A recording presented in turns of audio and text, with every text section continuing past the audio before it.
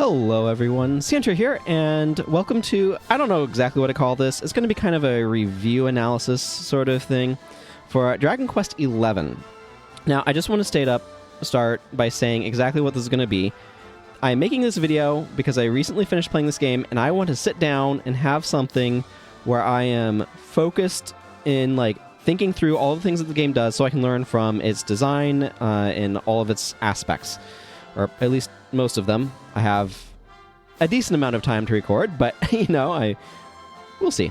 We'll see how that goes. But this is going to be something where, for those who are unfamiliar with how I tend to do things, I don't like to spend a lot of time on video editing, so I'm just going, there's no scripting or anything, because I am doing this to figure things out. So you're going to be experiencing that process in real time.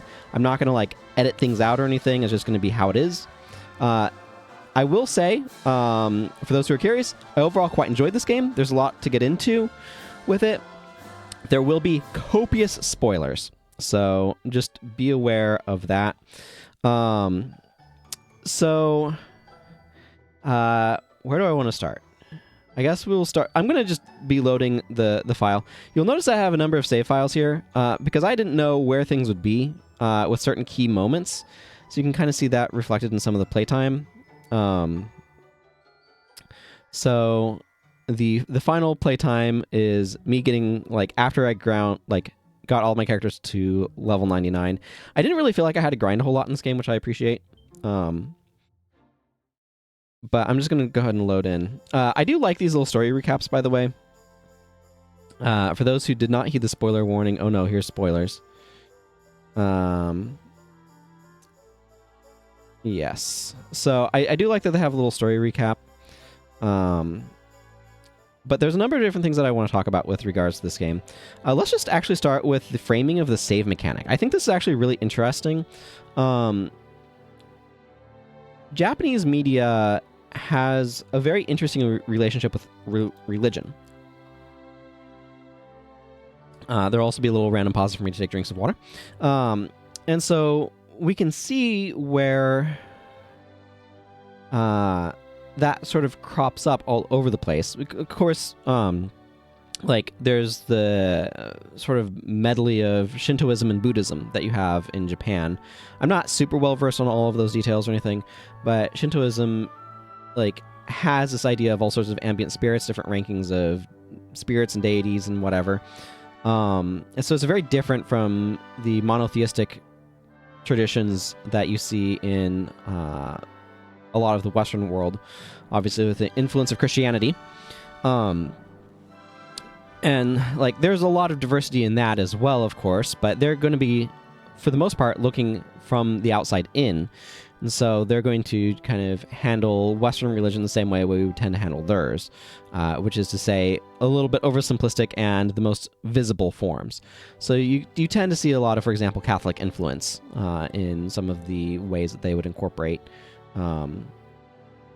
religiosity from the Western sort of inspiration. Because, of course, what you see is a lot of European style, or particularly Tolkien, which his mythology is its own separate thing that we're not going to get into here. But with J.R.R. Tolkien. But what you're going to see is, they're taking sort of the Western fantasy tropes, interpreting through their own lens. So what am I talking about here? There's a number of different spots where they handle sort of religion, and religion in this game is tied to the save system, which I think is really interesting. Just the way that they're confession, which is a very Catholic concept. I'm not going to get into that right now. Confession, divination, this is a very odd sort of thing. Learn how much experience each party member needs to reach the next level. Yeah, this is going to say everyone is max level, so it's not going to say. What's very interesting is so my experience with the Dragon Quest series has literally just been the Builders games. I've enjoyed them tremendously, and there's a lot of similar things that show up in this, particularly enemies and things like that, and some of the sense of environments and things like that. But divination is not a Christian concept. It is very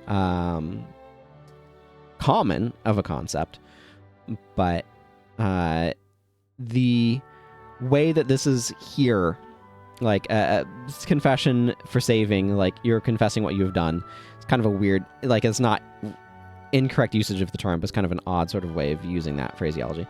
But like I find it very interesting that it's tied to sort of the religious element here.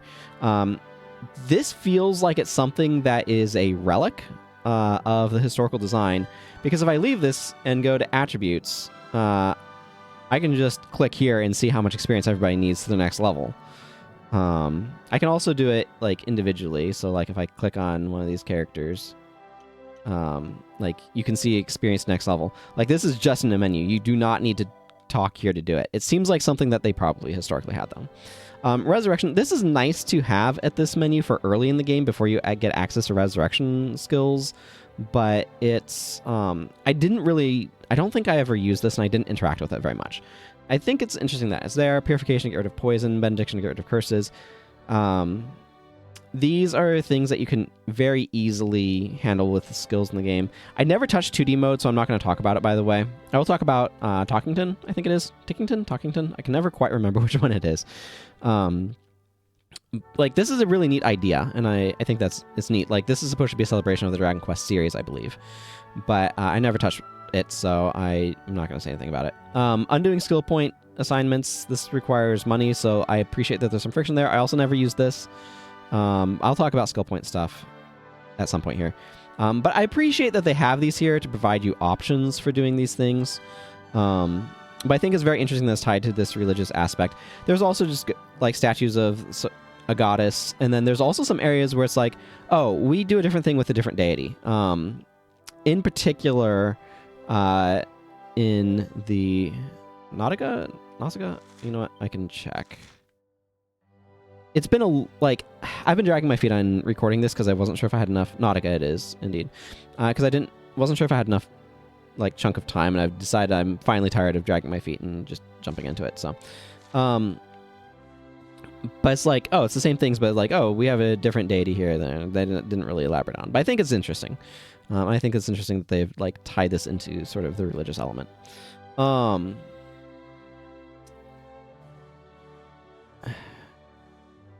Prayer is such an odd concept. I feel like it doesn't get dug into properly, but anyway, I'm not going to get into that. Okay, so now that I've talked about how interesting that is, what do I want to talk about next? Let's just maybe talk about the general story. Heliodor is such a cool city, by the way. So the overall arcing story, you start off in a small village called Cobblestone, which is down here. Would it be better to just look at the... Oh, I can just cast zoom with that. Okay, whatever. We're going to go warp over there. These tip loading screens were clearly not designed for an SSD. I never have had enough time to read them. Oh, interesting. It's having issues with accessing the autosave right now. It doesn't matter that much, but... by the way, mobility, you have, a jump button, which is somewhat useful. But you start off in Cobblestone here, and this game is... It's very interesting, its story. It's not super complicated per se, but it has some interesting twists. But it is, you're a royal prince and you're a chosen one. You don't know that you're a prince until later, but you're it's a chosen one sort of story, right? And at no point do they ever you're always the chosen one. You're your main character. I will say I find it very odd that your main character doesn't speak when the entire rest of the cast does. I know that that's its own sort of thing, common thing, and you kind of get I get used to it, but it is kind of weird. But anyway, you have this whole... this running mechanic is a little wonky to get used to as well. You just run forward. So you then moving the stick is in relation. So you kind of hold forward and move the camera around to turn while running. And you also don't have great turn radiuses, which is interesting. I don't know. It is interesting how it controls. Um,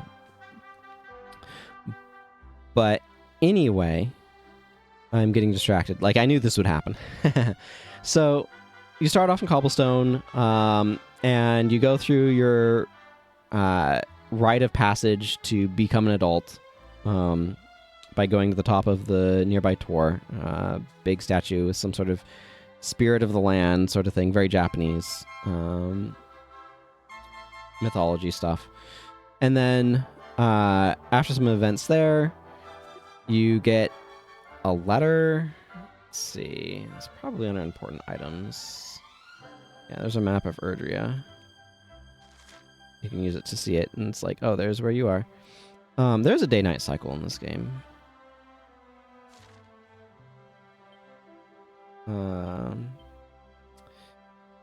But you'll get like a precious pendant, and yeah. I don't know if this was... I don't know. But, like, my dearest darling baby boy, when you finally read this, I'll almost certainly be long dead. You see, not long after you're born, our beloved kingdom of Dundrasil was attacked by an army of monsters. I was forced to flee with you in my arms and expended the last of my strength in ensuring that you escaped to safety. If you're fortunate enough to have been found by some kindly soul, you must seek out the king of Heliodor when you come of age. Our kingdom and his have long enjoyed close relations, and your father and I would trust him with our lives. Never forget, my son, you are prince of the kingdom of Dundrasil, but more than that, you are the luminary. Yours is a weighty burden indeed. As you must stand against the darkness and banish it from our world. In time, you'll come to understand. It breaks my heart to leave you, my darling, but it is the only way. I only hope that one day you will learn to forgive me. So, like, you get that, and then you do that. You go to Heliodor, and there the king, and you get passage with the king, an audience with him, and he declares you the Darkspawn, and says that, like, sure, maybe you are the luminary, but it is only because of your light that the darkness grows. That's kind of the way he frames it, which is like a really clever way of framing that sort of thing. It's the exact opposite, right? It is the inverse. It is only because of the deep darkness that a strong light needs to appear. But he frames it as exact opposite. And King Carnelian, and I like that you find out why he does this later. But you end up getting thrown in dungeon and then escaping with Eric, one of your party members. And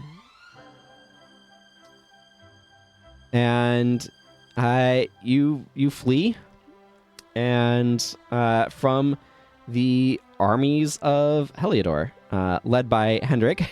You can see later, of course, joins your party. Anybody who's played this game knows this. And Jasper, and like there's some sort of first hints of time shenanigans when you talk with Chalky, your adoptive grandfather, and he gives you a stone, or leaves a note, or like tells you to go investigate an area and leaves a note and stuff, and you, like, cobblestone is burnt to the ground and stuff. I'm going into more detail than I want to, actually. So, like, you have your whole flight across, like, from Hendrik. Let's just bring up this menu. You have your whole flight across Hendrik from outside Heliodor, and you make your way, like, through the Mango Grove and stuff, and eventually you end up in Hado, where you meet Veronica and Serena, and Veronica, for whatever reason, has had, like, they're twins, but Veronica has been hit by something that makes her, like, a child again, for whatever reason. And you manage to like, get some intel from Noah Know-It-All, who, like, you're trying to find a way to get to Yggdrasil so you can figure out what you're supposed to do. And so that starts your first MacGuffin quest. This game loves its MacGuffin quests. And the first one is chase down the rainbow. And what I do like about this part is sort of the very mundane sort of situation you're dealing with, of like, so you get to Gallopolis, where the rainbow is, and you have a prince who's like not really confident and keeps faking his competence, and is absolutely terrified of the pressure and expectations that are placed on him. Like, I like a lot of the characters in this. And like, you learn, like, after helping the prince, you learn that the rainbow was sold in order to fund the like festival, the race that they're holding. And so you end up spending like the next huge chunk of the game trying to track down the rainbow, and you eventually get to Octagonia,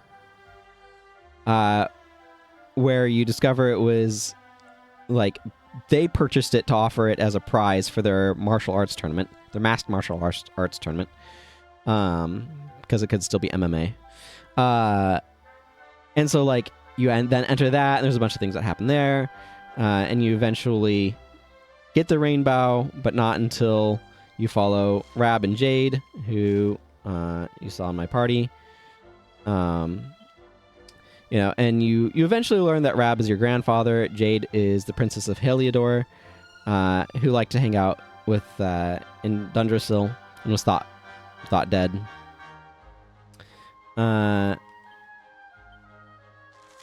And then, like, once you get that, the rainbow, you manage to get, like, there's a little bit of a variance in order. I think you can do stuff. But eventually you learn you need to get these 6 orbs in order to be able to activate the altar in the first forest, so you can go up to Yggdrasil. And that's when you get, once you finally do that, which takes you all over the place, you meet up with, or like you go to Yggdrasil, and there you find the Sword of Light, but it's the Super Sword of Light technically. But you end up also running into this problem where Jasper ambushes you from behind, and it turns out the King Carnelian had been possessed, as the King of Heliodor, by Mordegon, the big bad guy.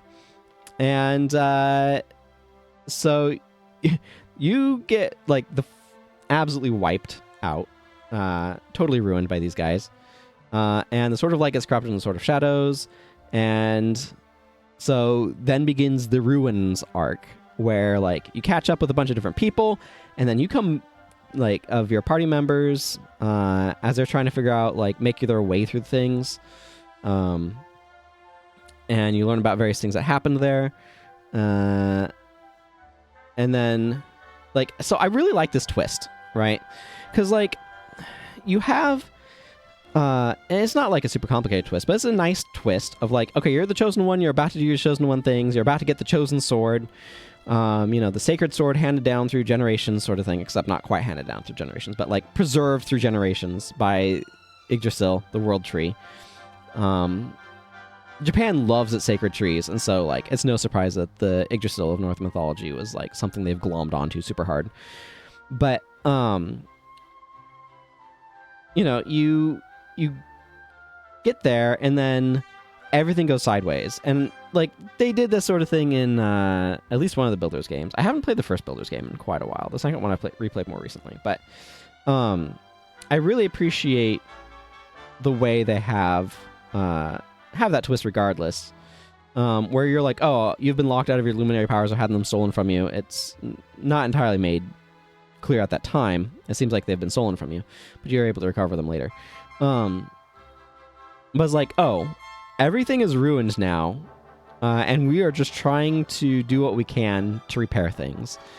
And, like, when you finally get back to your main characters, like, because you spend a little while playing as other characters. You play as Sylvando as he's trying to spread his army of smiles. You play as Jade as she tries to do stuff in Octagonia, where it's been taken over by monsters, and they get replaced the martial arts tournament with a casino, and she gets captured by Booga. You play as Eric as he's trying to escape this flying fortress area, which I'm not entirely clear where that is.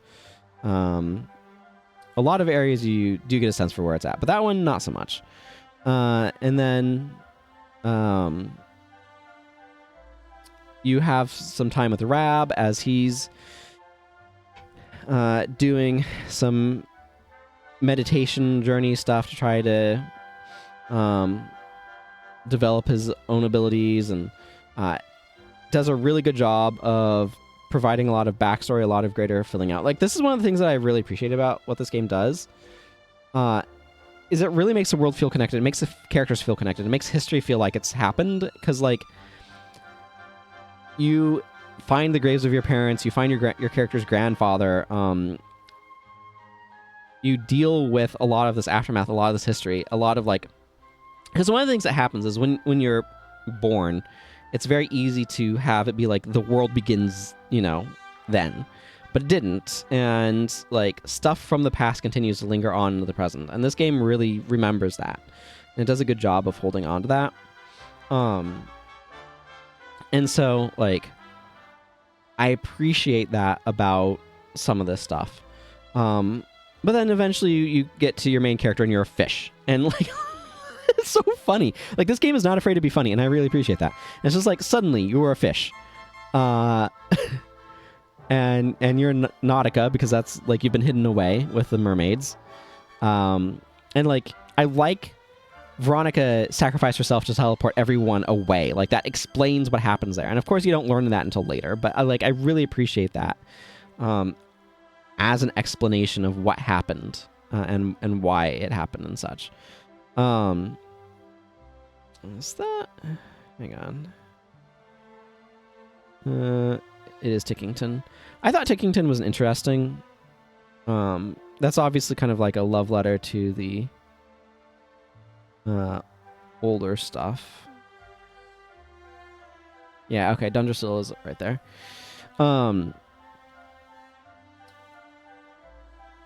But yeah, so I like the Ruins arc, and like you go through and it's like, okay, we are reclaiming all of our allies basically, and like fixing a lot of what got screwed up in the world, and reclaiming the orbs that were used to empower the villains. I like the stuff with the Last Bastion and King Carnelian trying to hold on, and Hendrik being like a great hero that is like protecting this spot of humanity, and the way that you're like teaming up and everything. But then you like, quote, beat the game, unquote. And I'm like, okay, cool. I've hit credits, and then we have like this post-credit party, and at that party is like, we saw some weird ruins, and then you go and investigate these weird ruins, and then you discover, oh, there's this whole time travel thing, and then you go, you're like, okay, this was definitely an ending, but what if we had a better ending where like Veronica didn't have to die and a bunch of other people didn't have to die? I really like how they handle a lot of this. Like, this was a twist I did not... Like, I could tell that there's some time shenanigans going on, because there's, like, stuff that I'd run into that was like, you're not ready for this yet. And that's because it's, like, part of quests that show up later. But, they really have it be like... It felt like there's time travel shenanigans, and there, in fact, were time travel shenanigans, and yet it still kind of surprised me a little bit.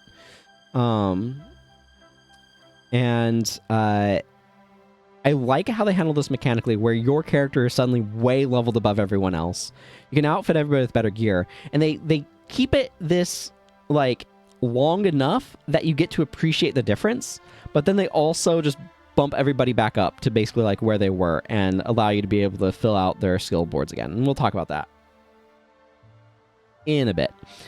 But I like the way that they are handling that. And then, yeah, it's just basically like go around and get stronger, like fix a bunch of problems that are around, and then get strong enough to go fight Cosmos, the actual final boss. Learn a lot more backstory and lore about, like, was it Erdrick? Irwin? I think it's Irwin. Irwin's lantern and all of that stuff. And I always get those names confused because they're so similar. It's kind of like it took me ages with Elden Ring to like keep some of those names straight, because they have so many similar names in that game. But I like a lot of what they were doing there, and the way that they handled a lot of that stuff. However, there are some things that are a little bit clunky about it. Octagania is a really good example of this area where I felt the clunkiness. Because they basically are like, okay, we've like fixed some of the ruined spots, but then other areas is like, they needed to maintain certain things. I wonder what is wrong with my autosave spot. I don't know. And it's like, what's going on here in Octagonia? Well, they decided to oh, and here's one of the goddess statues that you can pray to like save and stuff. They still decided to have a casino, and they're just like, okay, we're just it's put in the same spot as it was at the in the sort of like bad ending that we were on time to do. It's like, okay, but why though? Why is this happening? By the way, the autosave thing might just be that that file handle is being held by something for some random reason. I'm not too worried about it. And I don't know, like, so it's just very interesting where it feels like some stuff they kind of do stuff some ways, and other stuff is like it's definitely kind of a blend. It's very clear that they are blending the two timelines when you go back in time of like this decision to go this way and things like that, which does break the illusion a little bit for me. I understand why they did it that way, and it's like in part so you can keep doing all the side quests and everything. Like your quest log doesn't really change and stuff like that. It's very much so like not actually going back in time in a like true sense, but it is going back in time in a narrative sense, and I think they handle it fairly well. And I do like that, like, because it's not just Veronica that you manage to save that way. It's a ton of people, and I love the way that they handle it. Of like everybody's like, "What's with that weird sword?" And like, you seem very serious or like very different. Like they handle a lot of the dialogue around it really well, and I appreciated that. But yeah, like, so, I mean, it's a Chosen One story, right? And it, like, I think it works effectively. There are several things that I really like about the narrative. And a lot of that has to do with the way that it ties into the world design that I also want to talk about. Because a lot of the narrative, like, the first part is, let's get you around the world. And then it's like, let's go around the world several more times. And that helps you get familiar with the places. It helps them, like, that sense of familiarity, I think, is actually quite valuable. They also do, I don't know, that's starting to veer into that territory. I don't know. Again, like, it's a very straightforward story, and I'm not necessarily, like, I have mixed feelings about Chosen One stories. I appreciate, though, you need some things that aren't trying to subvert it, because it's very easy to want to subvert Chosen One stories. And I don't, like, I think there's good instinct with that. Because it is a trope that can be easy to be overdone, but at a certain point you also just need to have the people who are playing it straight. Yes, I'm dual-wielding Swords of Light. How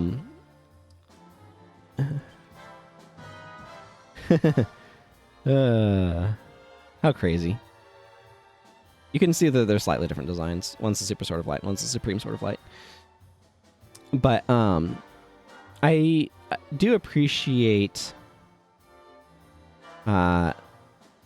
with the story that they are playing a Chosen One straight. I don't know. It's like, it's a perfectly fine story. I like a lot of the...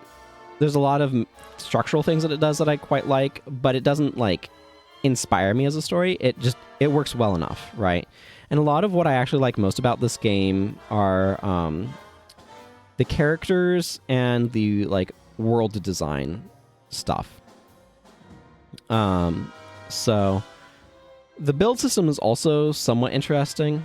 I have some issues with it. So let's go ahead, actually, though, and talk about this casino, because oh my goodness, do I hate this casino.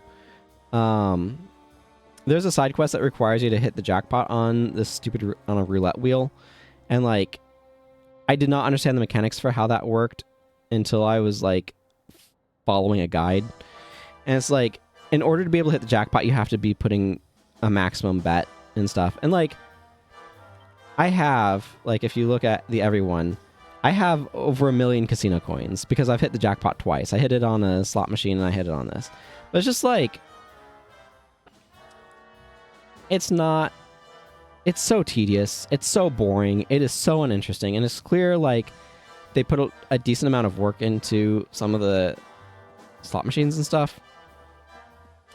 But like, the number one lesson I've learned about casinos from video games is that they are an absolute waste of your money and time.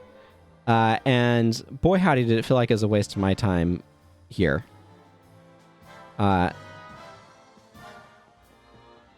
Like, there's some important rewards in some of the side quest stuff.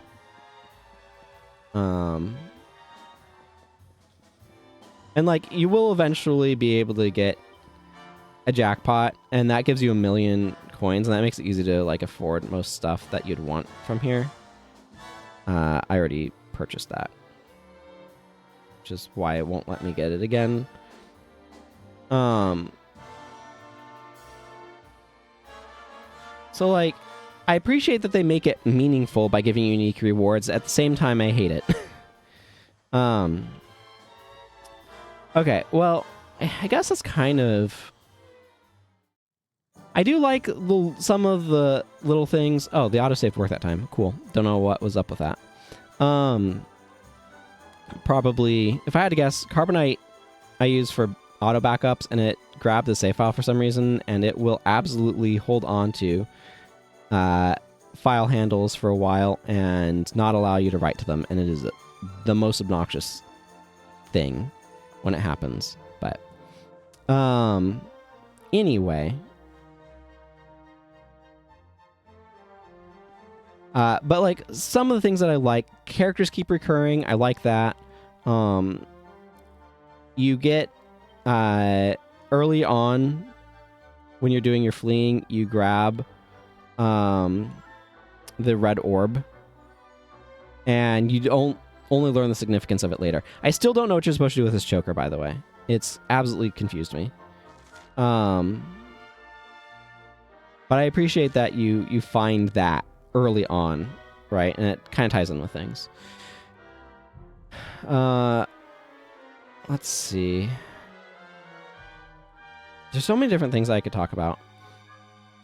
Let's just talk about the crafting system next. I don't know. I've decided we're talking about crafting. I quite like this crafting system. There's a lot of... Oh, congratulations on your level ups. 16 more maximum focus. You can see how long it's been since I was using it. So there's a couple of different things to talk about with this crafting system. First of all, they make it relevant by... You can make really, like, the best equipment, as far as I can tell, for the most part, is made through this crafting system.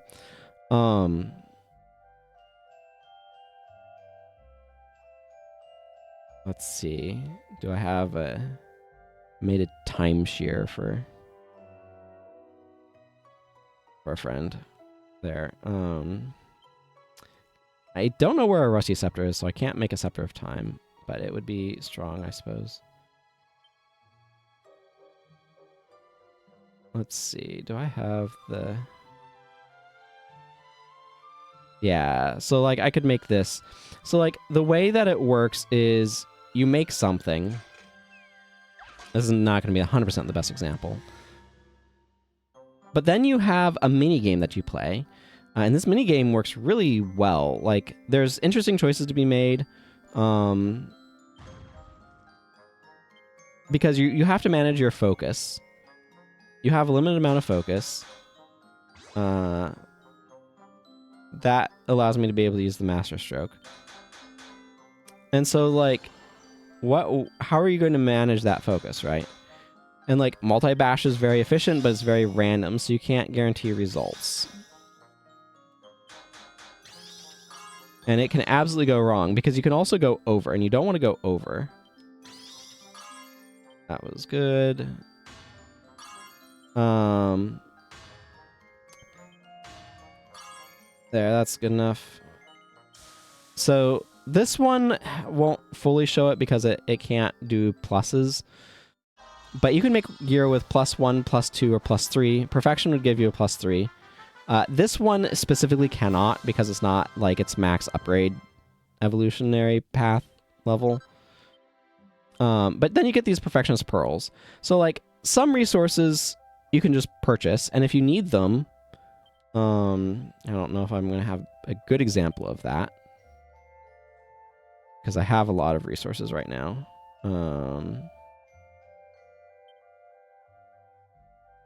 Yeah, like this one, see the purchase missing materials? I can do that. Angel's Bell I can buy, but Sainted Soma I cannot.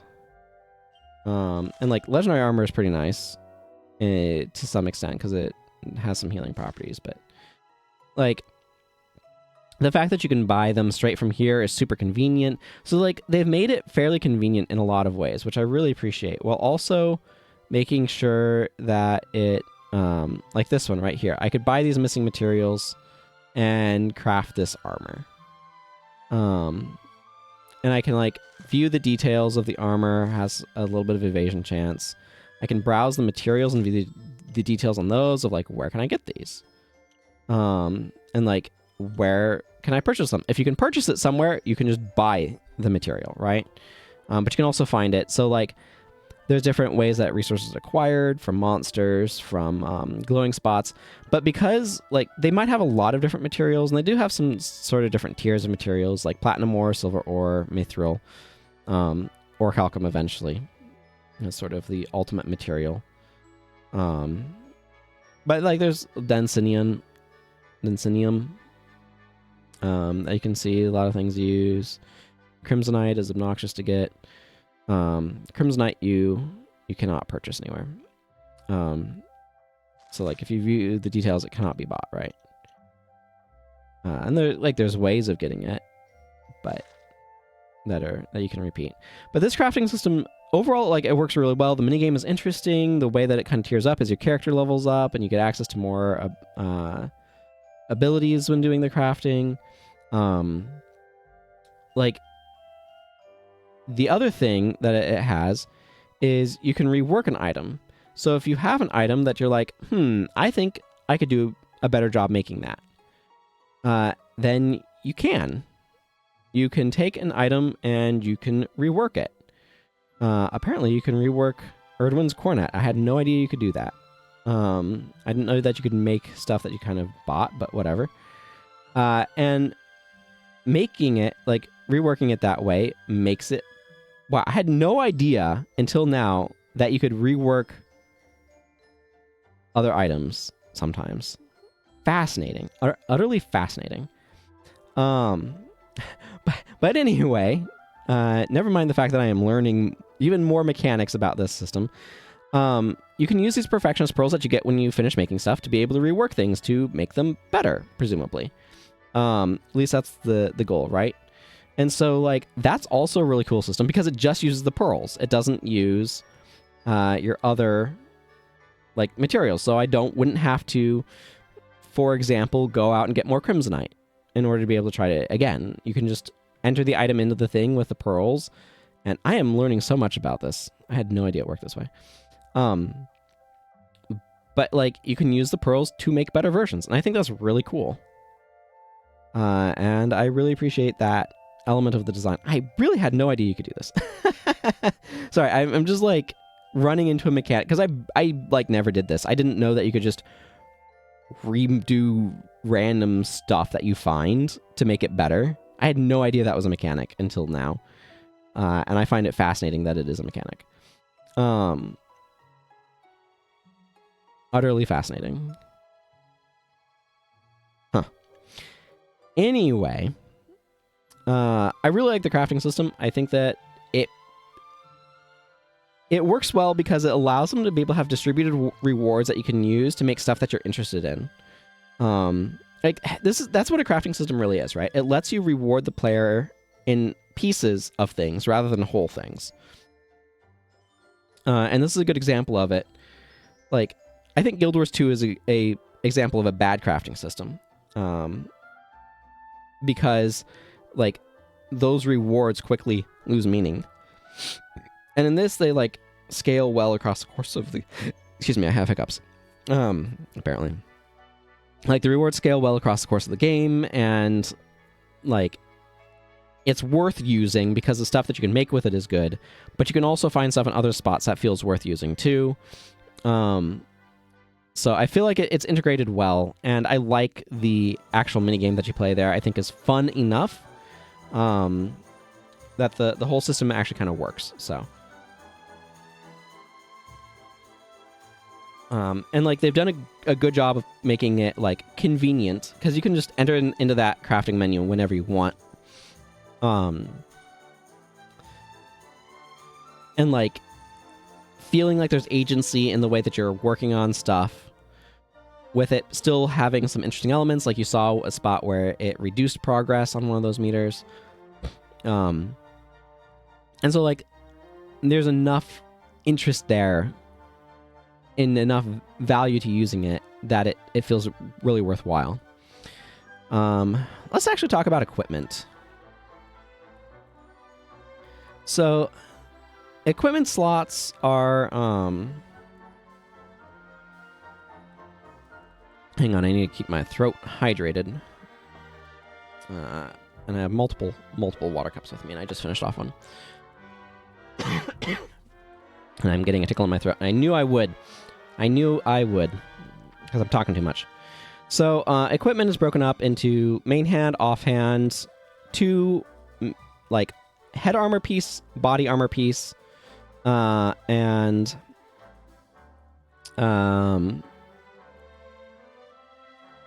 accessories. So everyone can like wield usually 2 different weapons, sometimes more. Eric, for example, can use swords, daggers, and boomerangs. Sylvando is also quite flexible in the weapons he can wield. I've ended up settling on boomerangs for Eric, but I think and then you can see some stuff is 2-handed. Some stuff is 1-handed. I think the equipment system works fairly well. They've done a decent job of like segregating out functionality. I do think some of the accessory spots are a little bit uninteresting. I mean, a lot of it is just tying together other systems. So, like attributes. Most of your equipment is just to up your attributes. So, dual wielding is also kind of like, it's not bad, but they also try to make sure it's not super good. And so like your offhand is about half power compared to your main hand, which feels a bit too aggressive to me. Eric does get a thing that allows him to negate that effect. So he specializes in dual wielding. And like, I don't 100% know what the damage formula is in this game. We'll get into combat in a moment, or at some point here.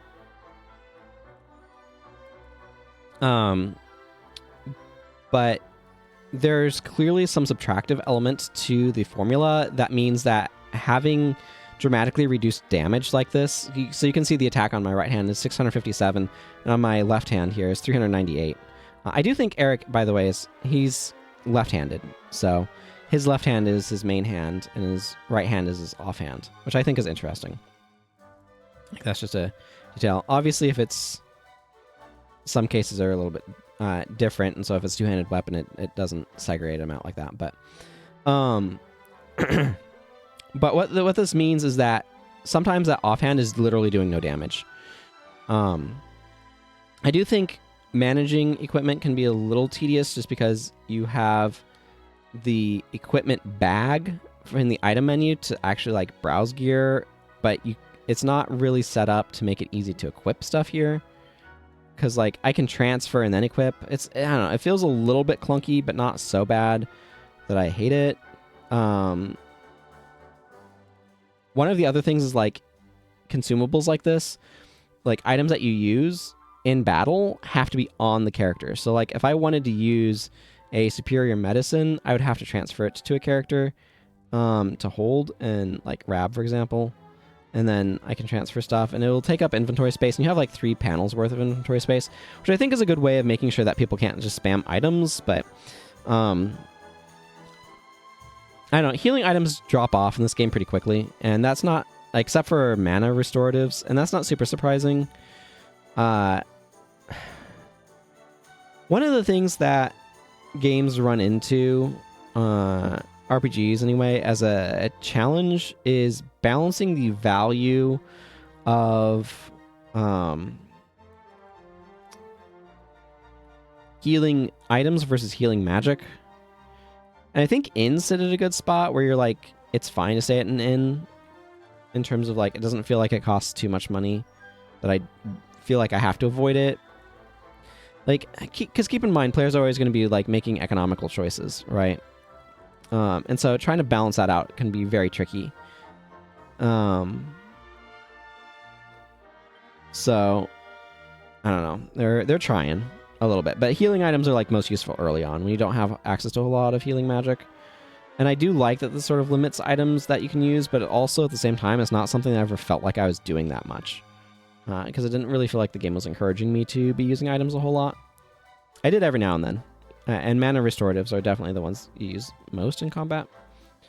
But probably the thing here that I most want to talk about is I like the outfit system. I think this is a good way of allowing you to be able to customize your character's appearance without like being every single armor set having its own look. And like a number of them are just palette swaps. Or like he has with hat and without hat. Eric here.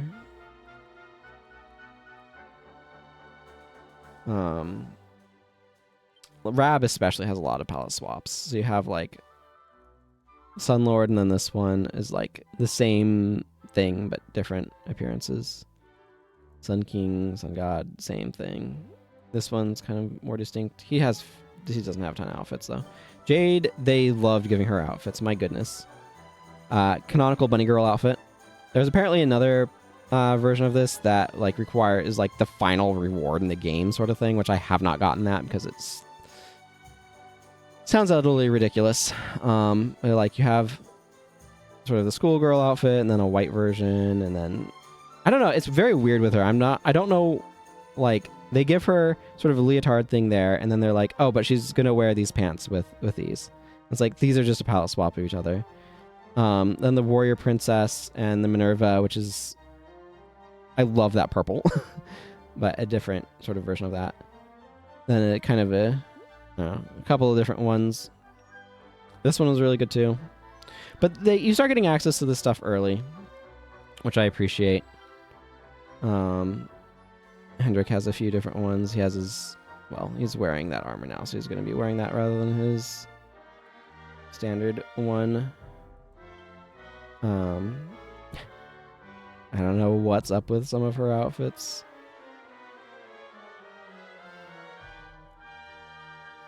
I like this fairy one actually quite a bit.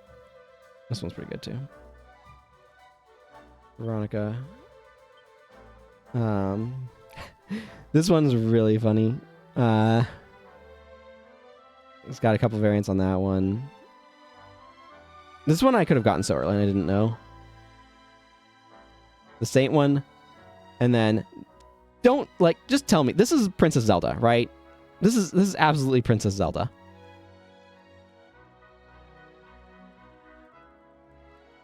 Anyway, she's got several different ones.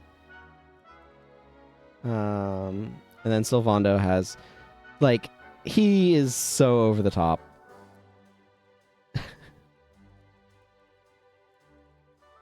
So over the top. I like the colors of the Superstar a little bit better. And then this one. Let's talk about the characters, actually. While I'm in this menu, I do like that. The way that they handled outfits, though. It feels like a good balance point of... It's like all the weapons have their own models, but it feels like the outfits do a good balance point of allowing you to be able to have some versatile appearances for your characters, and like outfit, armor, equipment is clearly marked with the sort of... You see the pink stars in there, so it's very clearly marked. But you also can just pick which outfit you want to have them be wearing. You don't have to equip them in that gear, which I think is great. So I feel like they do a good job of sort of balancing that stuff about. But so again, our main character is silent, so it doesn't really have a personality, which I think is a bit unfortunate. Like it's so you can project what you want in there within the scope of how others are reacting, but your character, like, is clearly characterized early on as like still developing his skills and abilities. And like Hendrik is clearly more developed in terms of his own, like his actual capabilities as a warrior. He's a very serious person. Actually, let's go. Let's just do this. One of the mechanics that I really like in this game that really helps with the character, like characterization of characters and stuff, is campfire. Is the campfire stuff. Because you can wander around and chat with your party members and they'll have different things to say. Now, I'm at a point where they're kind of at a sort of default spot. Or like a final spot where I've run them out of different things. But they'll have different things to say based upon where you're at. And there's different poses that they'll take here and different ways that they'll set up. Sometimes Hendrik is doing some training. And I appreciate that sort of variety. And this is a spot where their personalities really come out in a little way that like accumulates over the course of the game. And it's a mechanic that I really appreciate from that standpoint. So Sylvando is very gay circus performer coded. But he cares about people a lot. And he wants to bring everyone a smile. And he, like, as you learn, like, his father is a serious knight who cares about, like, the knightly code of honor that is an important sort of thing strewn throughout the game. And, like, Sylvando actually knew Hendrik from when they were in training. But like Sylvando really, like, his desire is to bring people smiles, right? He wants to make people happy. And he kind of like incorporates that into sort of his understanding of what it means to be a knight. And I appreciate how they handle that.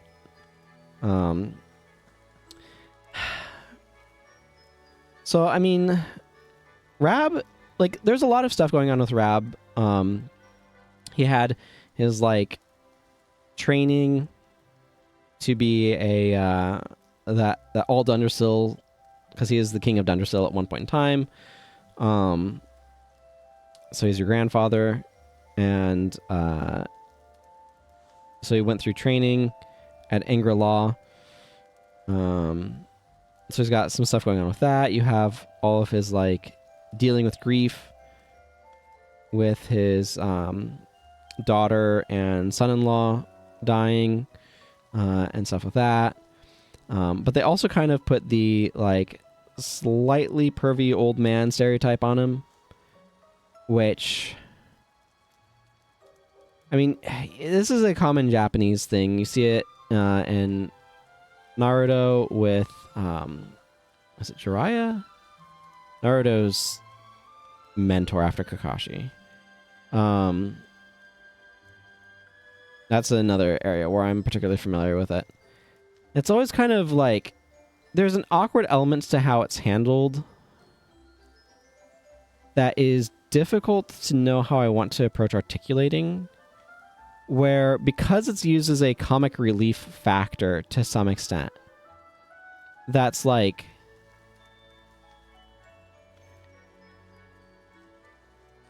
I don't even know the words that I want to use here. Where, like, on the one hand, it's dismissed as humor. On the other hand, it's kind of like being treated as a bad thing. In other ways, just a character quirk. Where, I don't know. It's not interested in trying to approach anything seriously. Like, you can see, like, one of the items that you can get that I have equipped to Rab right now is the Ogler's Digest. And it's like, it doesn't know how it wants to handle some of the, like, because they have this, like, puff thing, which is, who knows what that's even supposed to be. It's kept intentionally ambiguous.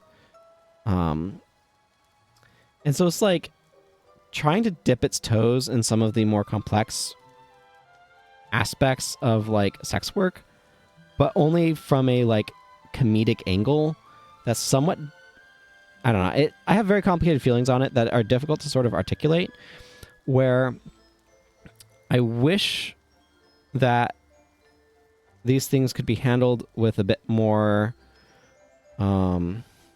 nuance, I guess. I'm not really sure what word I want here. But it's like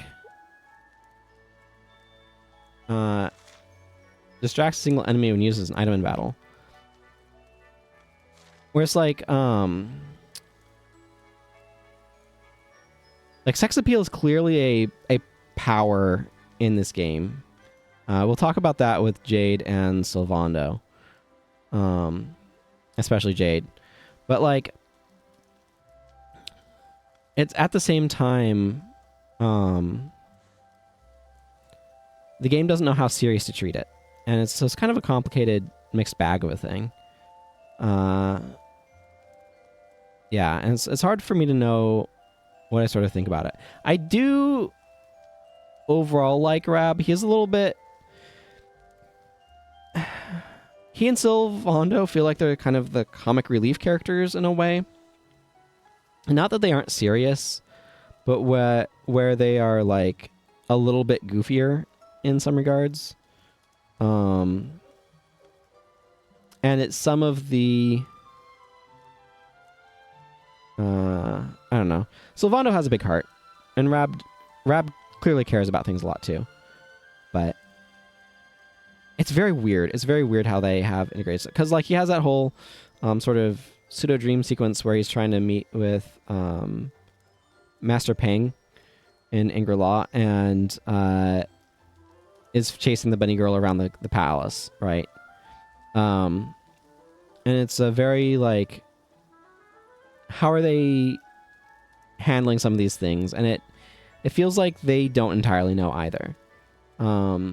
Where they like are acknowledging, basically kind of like acknowledging like sex work and modeling and these sorts of things exist, but also like can't feel too serious about it and kind of have to play it off as a gag in a way, which I think is a little bit unfortunate, but like this is not that kind of story either.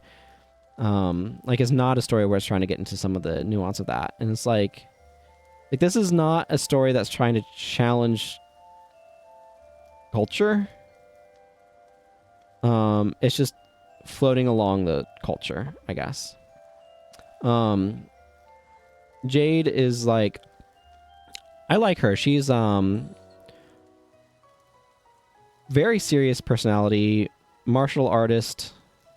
She's definitely the one the developers are like, and Serena to some extent, but Jade is like the hot one. And that's definitely played up a lot with her mechanics and stuff, but she kind of feels like a little bit big sistery. So she's actually probably in her early 20s, if I had to guess. But she's a very competent sort of person. And because she's sort of estranged from her father, who's kind of gone wonky, like there's a lot of interesting tension that happens with that, and with her relationship with her father, King Carnelian. I don't know where the queens are in this. Well, there's some queens. Anyway, I'm getting off point. Like I don't know who Rab's wife was. He clearly cared about her, and he had one obviously and stuff, but like it's not really gone into. Carnelian's wife has not really gone into too much. A little bit of hints of her. But anyway, I like what they do with Jade's character, where she's trying to help people and stuff as well in the sort of ruined timeline. And Serena, I don't know. I can tell that I'm running out of steam. Eric is kind of an odd individual too. I feel like they're trying to do the like noble thief archetype with him, right? And like to some extent it works. I don't know. They do a good job of giving characters backstories. You can find these two's parents. I don't know why Veronica's like being stuck as a child thing never gets gotten rid of permanently. Obviously, like that's a lot of asset things, but like I don't know what was the point of having her be a little girl like this. Little stretches. And I like a lot of the stuff that they do with Hendrik. I don't know. I'm definitely running out of steam here at this point. So let's go ahead and move on. I want to talk about world design. Yeah, let's talk world design. So this is not a small game. It is, in fact, quite a large game. And at the same time, they've done a lot to make the areas actually like become familiar. And I think it's really interesting how they've kind of done this, where the spaces feel large, but nowhere feels redundant or on top of each other.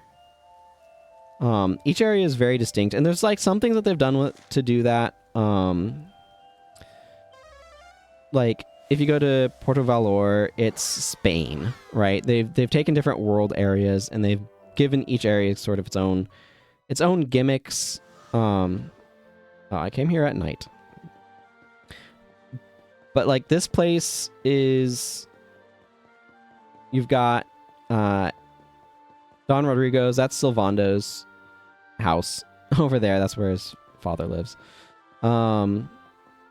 And you've got its own distinct style, and it's trying to be Spain. And if you talk to people, they'll inject like little bits of Spanish. I believe this is this merchant. He's the merchant that who had the rainbow that we're chasing. I love that he's in here.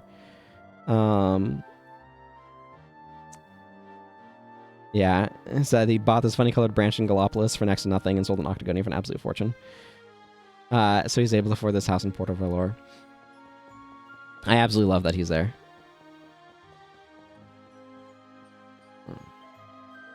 But like, buenos dias, senor. Have you come to Porto Valor to visit the hotel casino? No, I have not. No? That is unusual. Most people who come here, they come to gamble. So like, this is the original spot where there's a casino. It's present. I will ignore it because I do not care for it. And like, you have people out here celebrating on the beach and dancing and stuff. But like, you then go to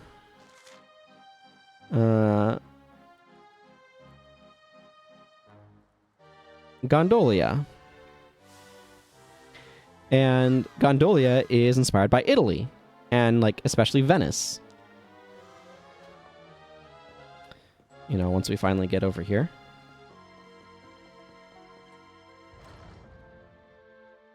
And so they do this sort of thing with all these different places, right? And so you have this whole mechanic with the gondolas that you can take around, and that no fella told me you're the one who saved Gondolia from monsters. Yeah, they were attacked by monsters. Molto terrible. So they will inject random Italian into their dialogue and buy various things here. And so like they do this with a bunch of different areas. And like it's definitely a way of making them memorable.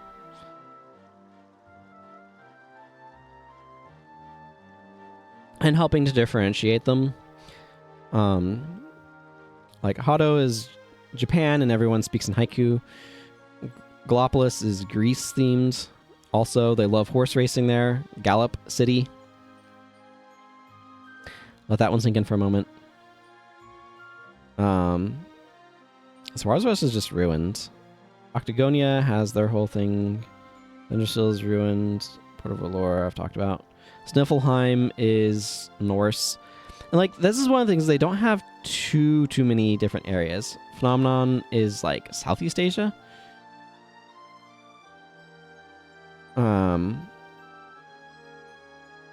Is kind of the vibes I get from there. I don't know. Where is like Angkor Wat? You know, that sort of thing. It's kind of the inspiration there. The Academy de Notre Matre de Medelles is definitely not how you should be pronouncing that, but it's how I just pronounced it. And this is like very French inspired, you can tell. Ingrelau is probably pretty obvious. That what Tibet. Havens Above is just friggin' Namek.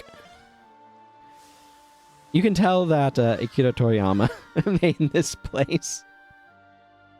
Did a lot of the art, or did the art direction for this game. Just friggin' Namekians just hanging out here.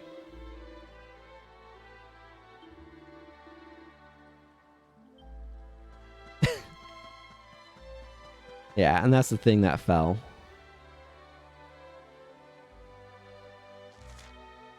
So, like, this is an effective way of making places feel different, but it is just borrowing our cultures for it, which is, like, fine. I have no problem with that. But it does effectively, like, make places feel distinct. Oh, yeah, Honolulu is, like, Hawaii. But it goes beyond that, right? Like, when I go to one of these spots, I know the area that I'm thinking about because they've made each region of the world very distinct, and they do a really good job of that, but they also have you visit areas multiple times in a way where, like, you can recognize and learn each area. And it's like, yeah, I know what's going on here and the layout of this area in the Dundrusla region. And I like that. I like that aspect. Oh yeah, here's a shiny spot for collecting resources.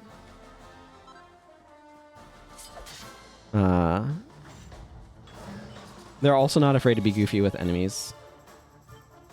I tell you right now, Tomb Ring probably ruins all of these guys. Oh no, they managed to survive that. And they won't survive that. We'll talk about combat shortly. So, overall, I really like the world design because they have done a good job of making the world feel both large and small at the same time. Like, it's big, but it's distinct, and the areas don't feel like I don't know where they are. Like, again, like, if I go maps of nearby areas, you can go around, and, like, I know what these areas are. No individual place feels massive. Like, and what I mean by massive is no individual place feels like it's bigger than it needs to be. But at the same time, they've made so many of the, like, they've made enough areas that makes the world feel big without making so many areas that feels unlearnably large, or like where you lose track of things. And they've done a really good job of making each area feel kind of distinct and unique. Did I ever go check out what's over in that spot?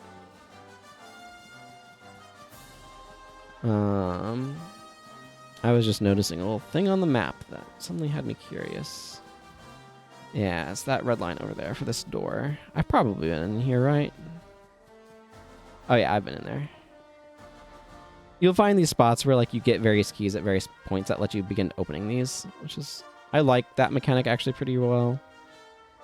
There's also a whole mount system with mounting certain enemies that lets you access new areas, which is interesting. I'm not, like, super big on that. I frequently forget which menu does what. No, this thing wanted to fight us anyway. Okay, it's lost.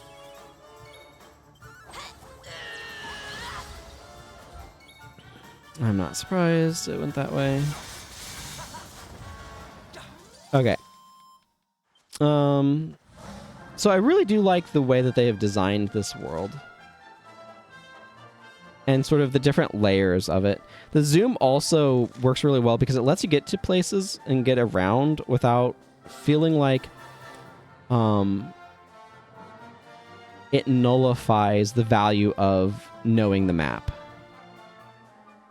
It's kind of a weird thing to kind of explain, but it's very possible for fast travel systems to provide so much flexibility in where it takes you that it ceases to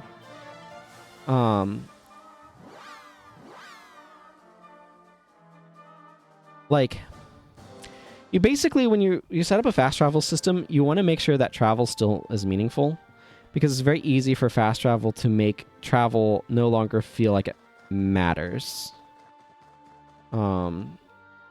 What did I just hit here?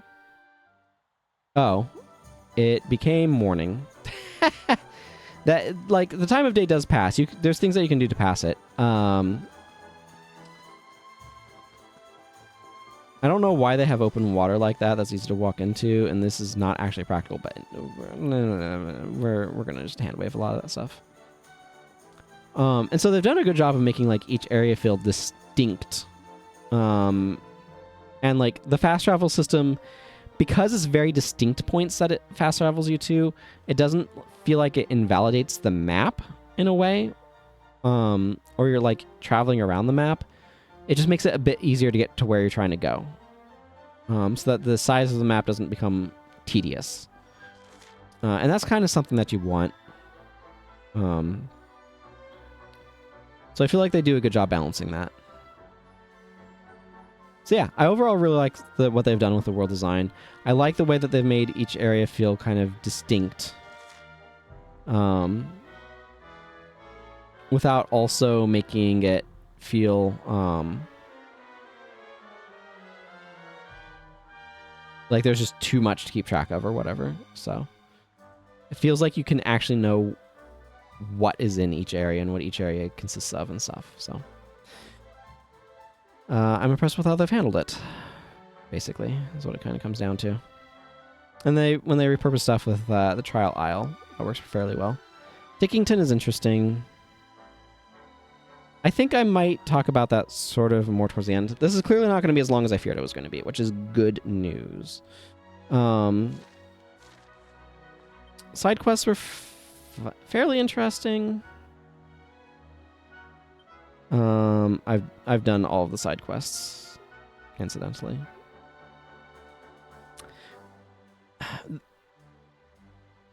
Let's see, I'm just organizing my thoughts.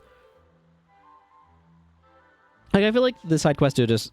There's enough side quests that you get a sense of interacting with individuals and stuff, and they help point out certain mechanics. Some of them are a little annoying, though. There's several that require luck, that are based on getting certain rare enemies to spawn. Like this one, needing a golden globule. You have to have a certain rare monster appear, and there's things that you can do to help with that, but it's definitely a little bit obnoxious. And so some of these definitely required a little bit of annoying grinding. And like some of them also require you to use certain pet powers at the right time, and that was also a little bit obnoxious. The mini medals thing. So I like the idea, in theory, of the mini medals. It does annoy me that this is run by this academy for women is run by a man. That annoys me. I feel like it should be a headmistress and not a headmaster. But that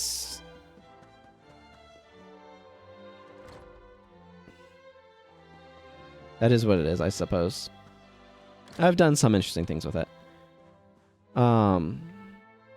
There's ways to continue to get mini medals.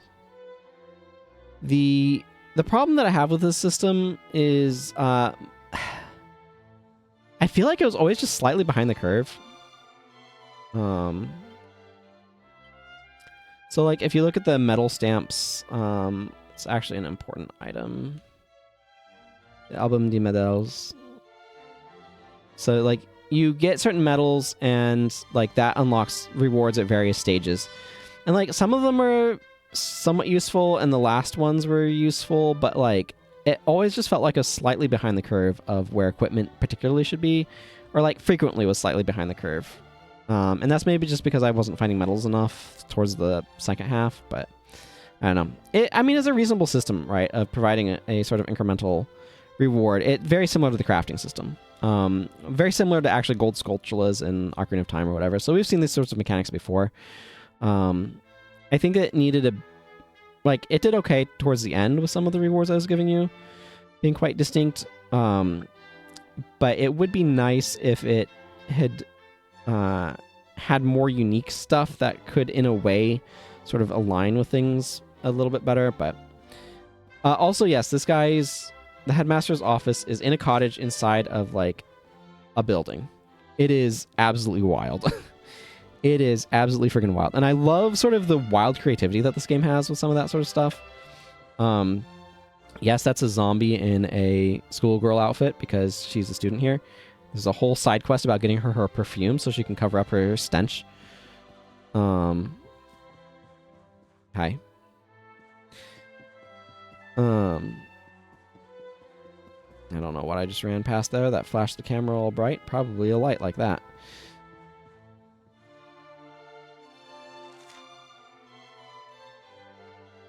Right.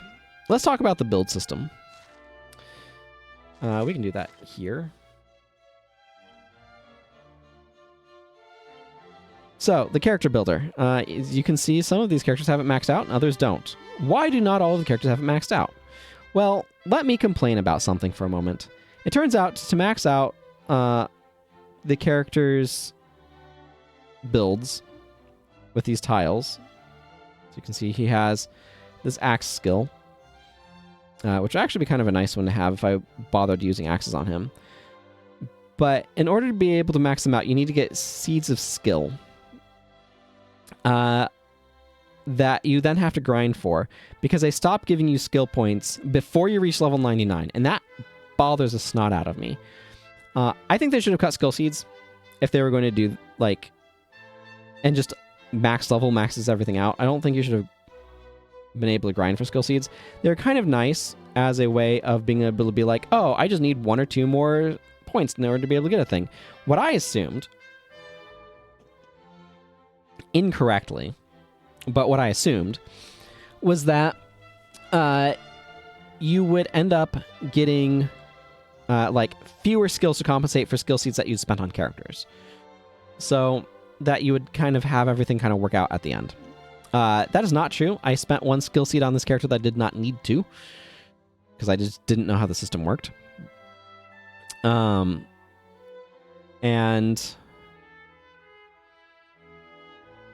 so, like, that's something that annoys me with how the system works. I think getting max level characters should guarantee being able to get all of your skills instead of being like 11 points off or whatever. In the end, that's kind of like a minor thing. It annoys me. I think it's bad. Like, it's not bad design. It's design that I'm not as fond of, but it's fine. I just don't like it. But I do like this sort of build system in general. The way that those works, for those who are watching this despite the spoiler warning, which I'm sure there are some of you who are doing so, is you can see how this costs 3 skill points to get Hypno Whip, the 3P there. To the right of the name is how many skill points it costs or order to unlock it. It increases as you go. Some of these tiles start off obscured, so you don't know what's underneath there. Some of them, like this one, I think might have been that way. And this one, because they have these fancy borders around them, is why I'm saying that. So, like, you have to unlock 4 of the skills around them in order to be able to unlock that skill. And they typically tend to be a little bit stronger. Like, Kaboomal is a much more powerful all enemy hitting spell. Some of them, like this one right here, this Pep Up, Power Up. Say that 5 times fast. My goodness. Pep Up, Power Up. This one required me to be able to get both sides, right? To be able to get to it.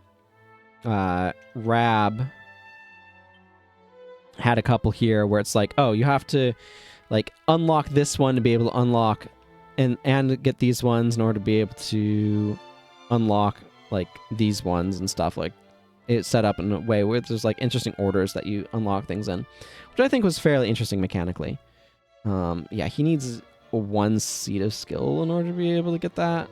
Do I have a seed of skill floating around in my item bag? That's like, I don't think so. No. It would appear not. More's the pity.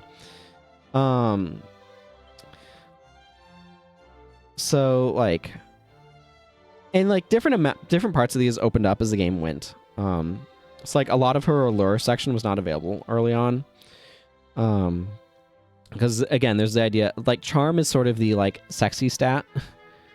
And so like you can start emphasizing, her sexiness, like sexy beam, blow kiss, femme fatale,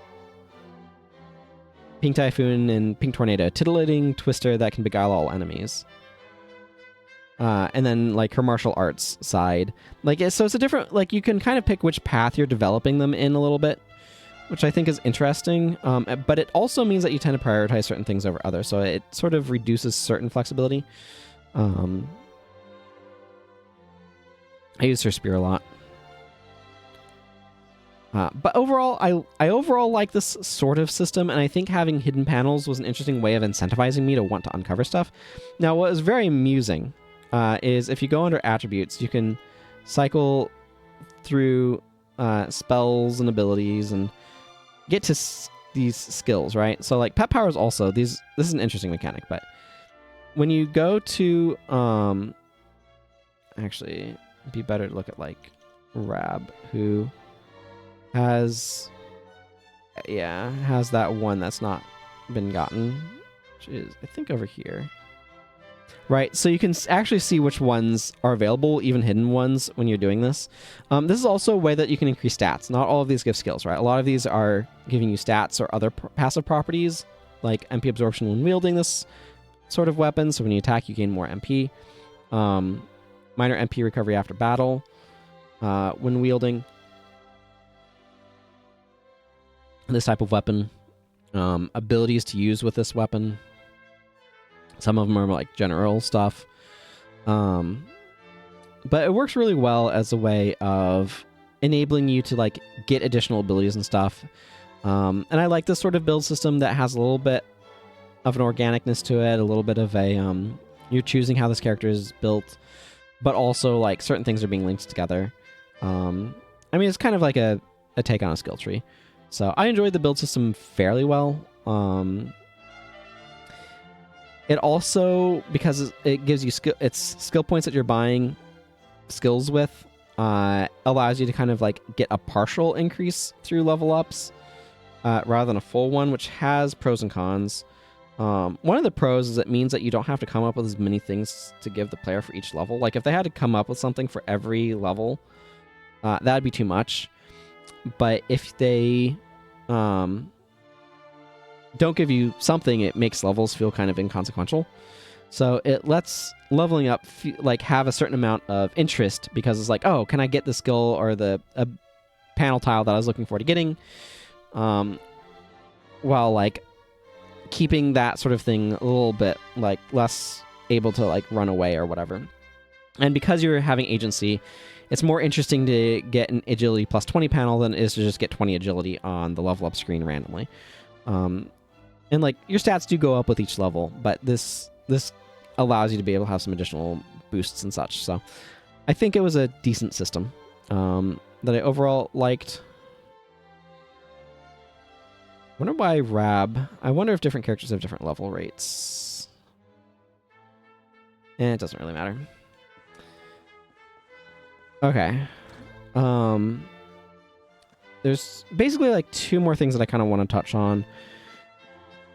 Probably the big one is the combat system. I think I would expect to have a lot to say there. I do like, by the way, sort of the diverse. Oh, passwords is such a clever pun. This is a Tickington thing.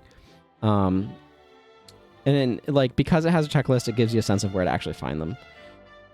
You have a similar thing with like items, right? There's still some item here that I haven't gotten. I don't know what all of these are, and that's fine.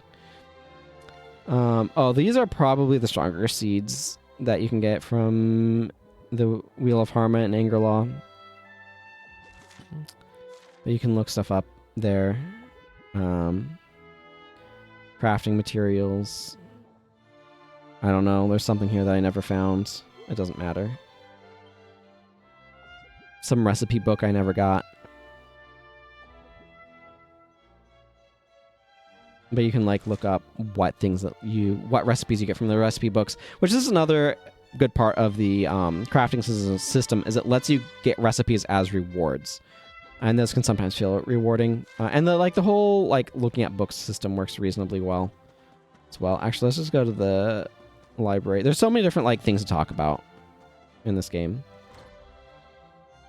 I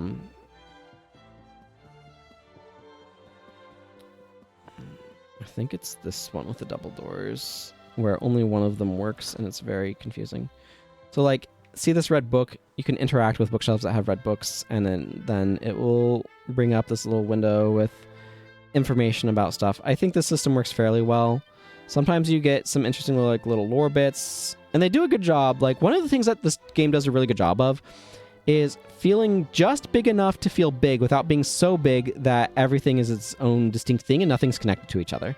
Because everything is, like, it feels like there's a lot of good links between stuff.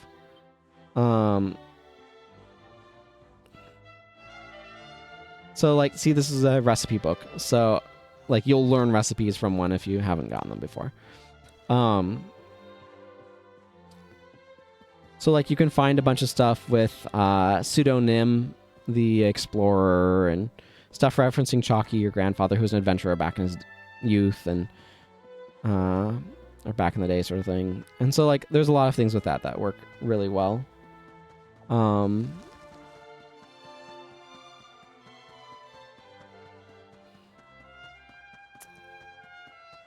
So, yeah, there's a lot of different story elements. It's like the individual character interactions and personalities. Like, this game has just done a phenomenal job of feeling like an adventure, and also like feeling like you're a hero who's helping people. And I really appreciate that. So one of the combat mechanics that you have is beginning a fight by attacking.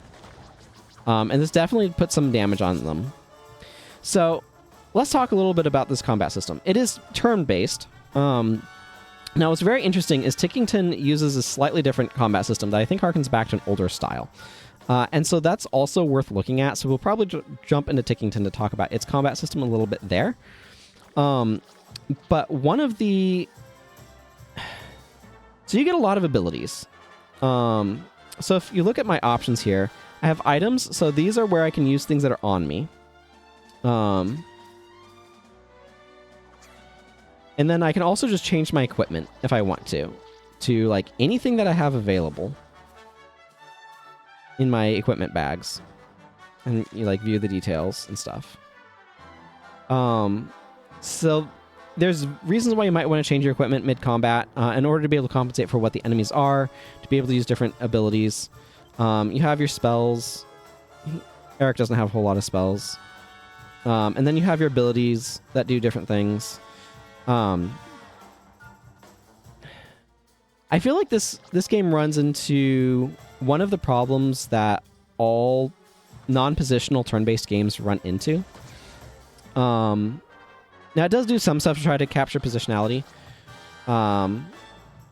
It's like Toomerang hits all foes, right? So I can pick somebody and then it'll hit everyone.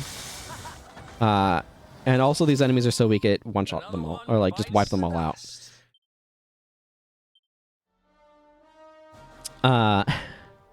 So maybe we should go somewhere with slightly higher level foes. Here. This will work.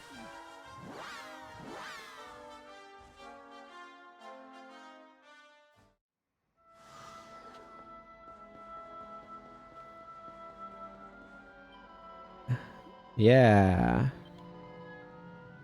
Good. There's some good monsters that show up. So where, like, you get, for those who are fellow fans of That Time I Reincarnated as a Slime, it's clear that the, like, I'm not a bad slime slurp thing is a reference to Dragon Quest.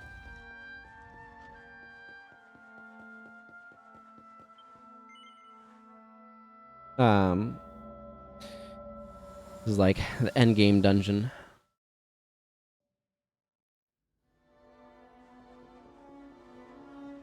It's like repurposed areas. It works reasonably well.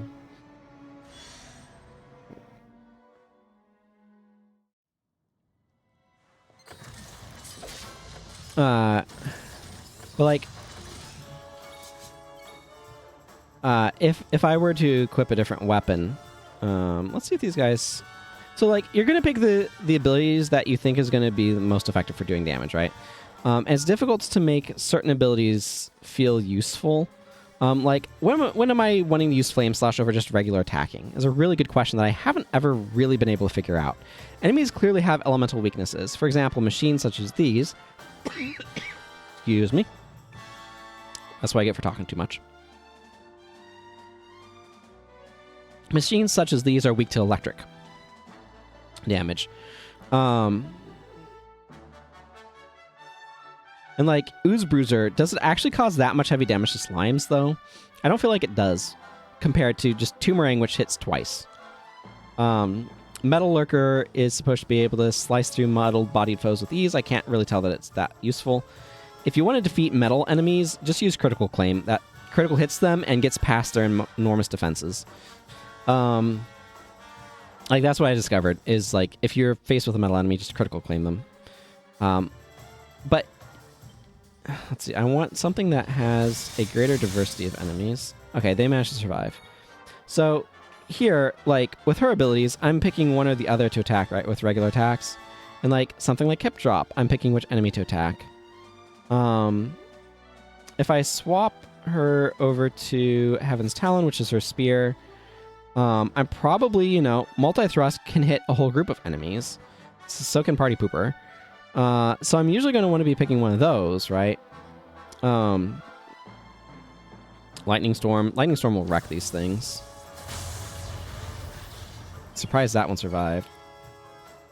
So, like, one of the challenges that this game has is, why would you pick any particular skill over any other except for, like, some very specific things? And most of the time you're prioritizing hitting more enemies over a few. There's definitely, like, sometimes you're using certain spells for healing, or you're trying to do a little bit of management with your MP. It also, like, there's statuses that you can apply to things. Debuffing enemies, buffing yourself. It feels like the most powerful bosses all have an ability to remove buffs from you, which then, like, raises the question, why bother buffing in the first place? It's like, okay, we've spent the last, like, 5 turns buffing everyone, and then these enemies get rid of all of those buffs in one go. And it's just like, but why? Let's get Veronica and Hendrik and Serena in here. And it's just like, it makes the systems... It makes buffing yourself feel kind of pointless, because either you're against weak enemies that you can defeat without needing to, like, spending turns buffing is a waste of time because enemies die too quickly, or you're against a boss where spending turns buffing is a waste of time because they will strip the buffs. And so, like, that, I think, is some really bad design that they have in this game. Where, like, buffs and debuffs are certainly useful, right? Remove it, like, dropping an enemy's defense when you have a party of a bunch of physical attackers is really good to do. But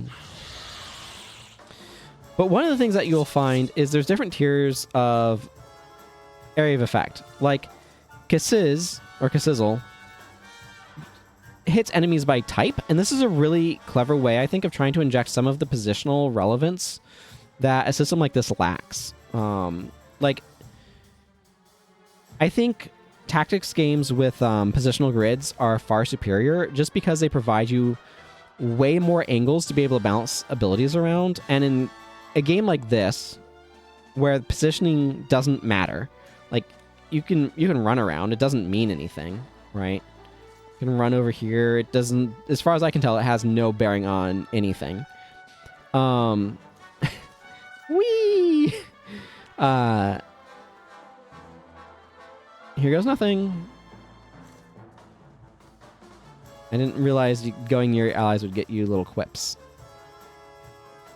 But, like, you know, I have to pick who I'm targeting for this area of effect spell because it only affects a group of enemies, not all foes. Whereas something like a Crack skewers all enemies, whereas Crackle only a group of enemies. And, like, that, especially earlier on when you had limited access to all enemies stuff, meant that you're having to make a lot of interesting decisions. Now, you know, I can just hit a kaboomal and these guys will vanish. Those enemies... Oh, and I got no NPA expended because I got lucky with some of her equipment. But, hang on, I'm trying to make sure I don't fall down a hole because that's annoying. This floor is particularly uninteresting. Yeah, and you just need to run down this way.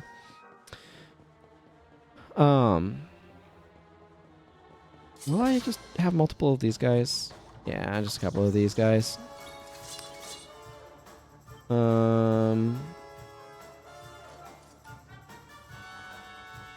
Yeah, like some of these abilities that are grayed out are because I need to be wielding a different weapon to be able to use them.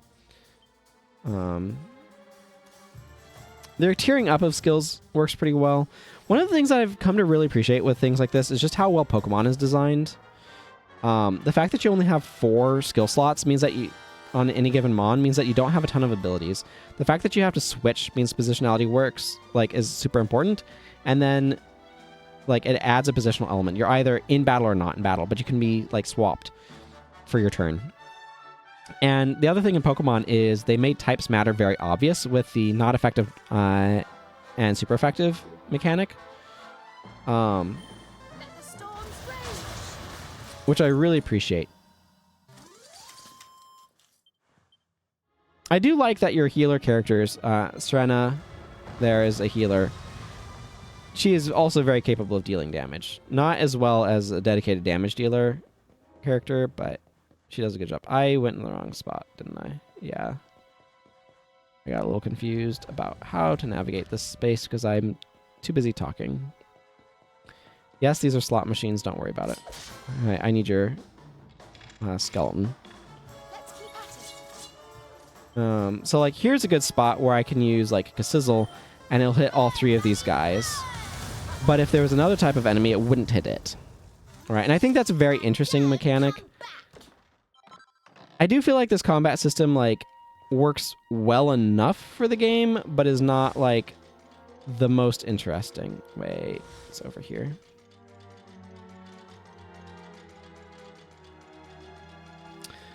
And a lot of its failings is I feel like it gives you too many skills that end up feeling redundant in some way. And, like, I don't mind stuff like here where we have different tiers of healing that cost different amounts of MP. But, like, again, the problem is heal, mid-heal, these eventually get outclassed.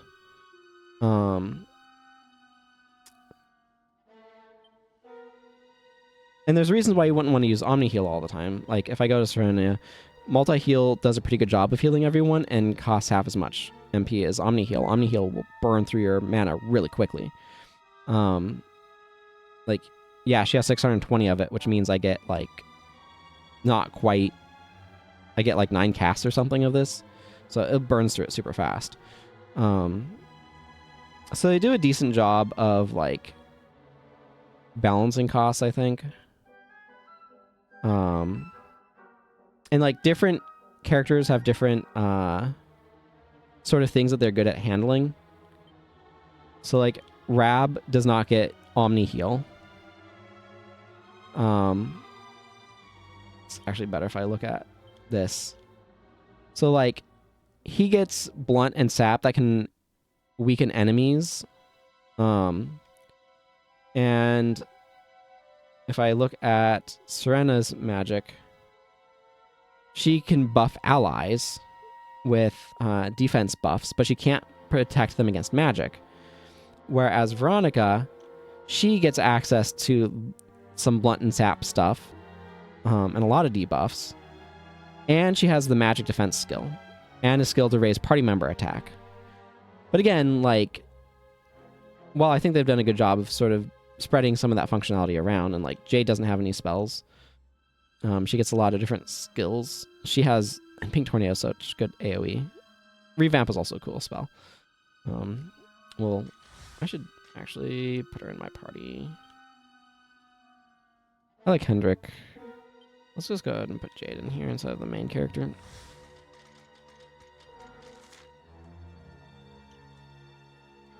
Yeah, you need to go straight down here. That's what it is. It's been a little bit since I've done this, so I don't really remember the navigation route super well. This one then leads to this spot. Oh yeah, weak enemies will get knocked away when you dash into them with your mount.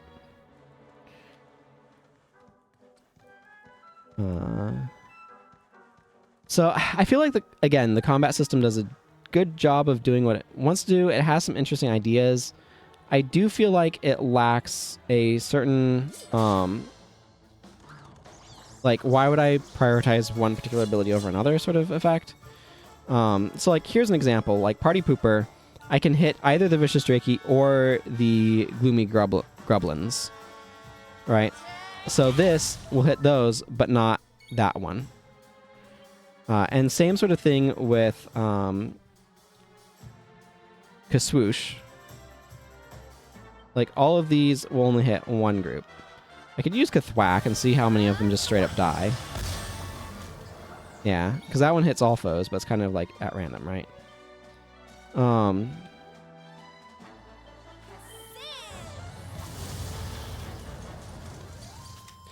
So, I don't know. Like, it's something where I definitely feel like the combat system is serviceable, but at the same time, I also feel like I tend to just spam the same abilities over and over, and it tends to be the ones that hit all foes because I'm trying to end the battle as quickly as possible. And it's definitely a hard problem to try to figure out how to solve. Also, one of the things that I like is if you bring up this menu and hit X, it will just heal everybody efficiently, which I think is really handy. Using spells off of people who aren't in your active party, prioritized. That's a really handy feature. This is an important area. There's very useful crafting materials out here. And so, like, there's some specific properties that you can work with. Excuse me. Like, those enemies fly, and that has certain skills that are good against those. But I feel like this game could do a much better job of surfacing information about what elements are useful to use when. Like, what enemies are weak to ice is something that you, for example, need to kind of figure out by trial and error.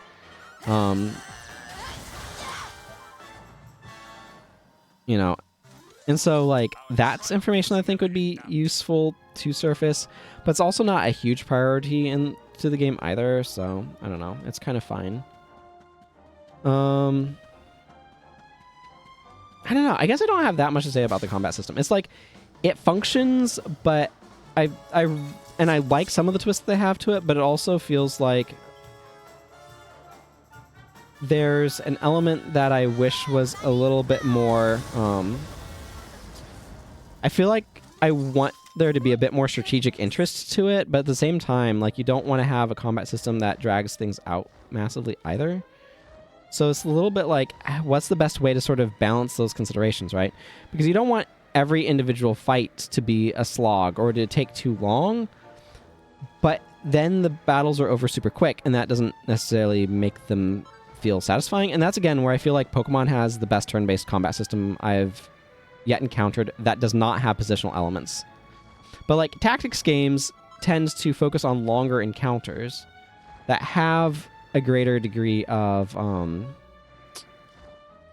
what's the phrase I want? Like, they're longer combat encounters that focus on strategic positioning and movement and such.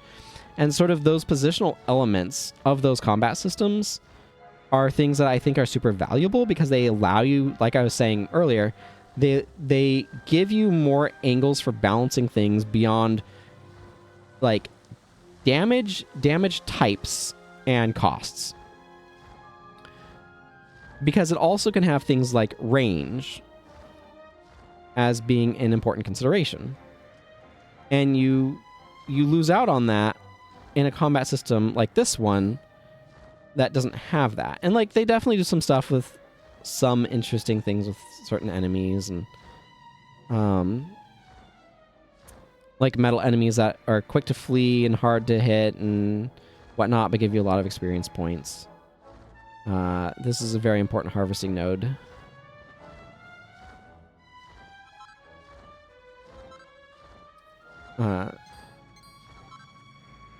So, I don't know. It's like...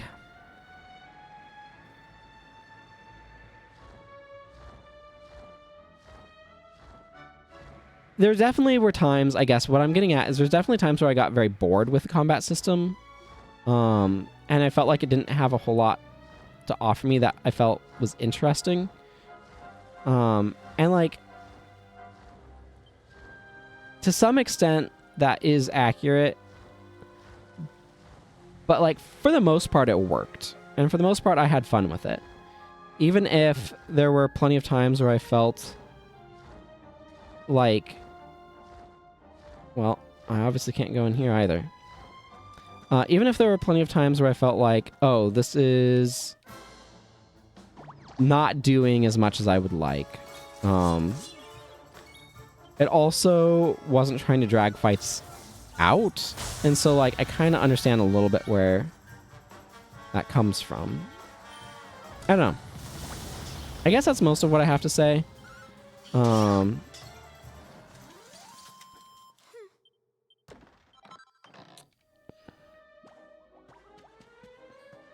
Yeah, so I probably should spend a little bit of time talking about Tickington. I'm just going to go grab whatever this is and then zoom over there. A diamond. Cool.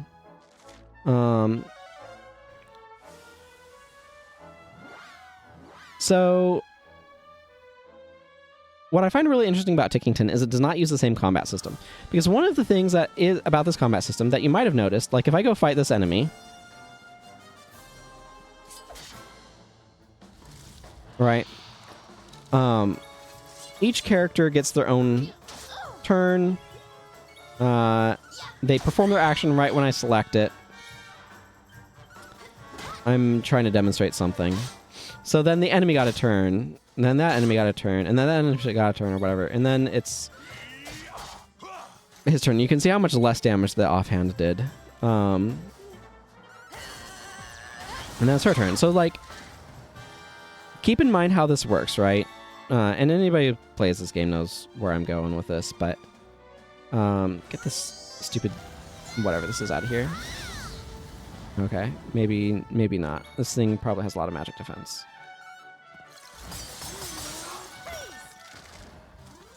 A lot of defense in general. Good experience from it though. So here, like Ronak took a little bit of damage. I can hit that X button. Well, I'm using an Xbox 360 controller, but I'm actually curious. What's her attack? 600? It's actually a pretty freaking high attack. I don't know why she doesn't do more damage. Anyway. Okay, let's go ahead and... Yes. Yeah, that's fine.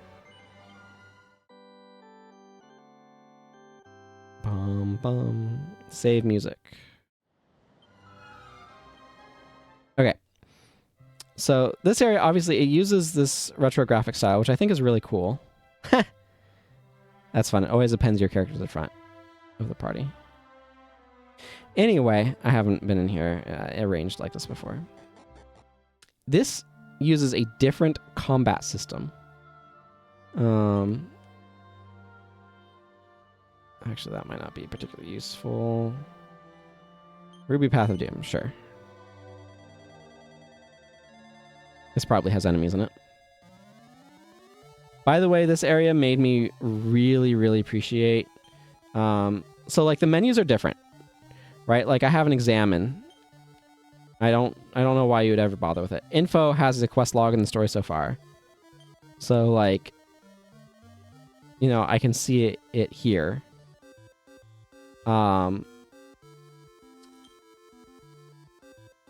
It's a lot stricter about things. Talk is the first option, I guess. Let me talk. Let me talk with that character. Okay, here's a combat encounter. So you can see, like, it's presented differently. But the other thing is, I am entering in all of my characters' moves at the same time. Oh yeah, I need to check out. I need to show you revamp. I need to remember to do that. And like sometimes enemies are arranged in groups a little bit differently, which I find really interesting. He tends to focus on one enemy at a time with his sword. But like I'm entering in all of these skills at once, and then they execute. And obviously my character's a high enough level that like Jade friggin' wiped the floor with everything all at once. Yeah, still talk. Yeah, and then we talk to like Eric for whatever reason.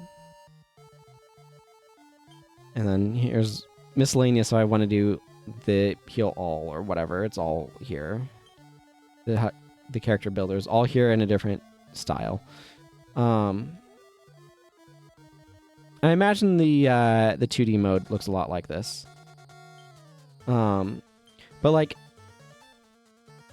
you know, I have to pick like all of my abilities at once. And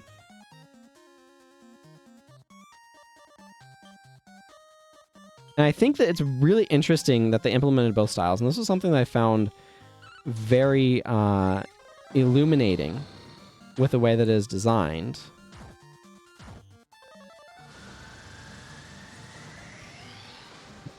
That looks elaborate, but it only hit that one enemy, right?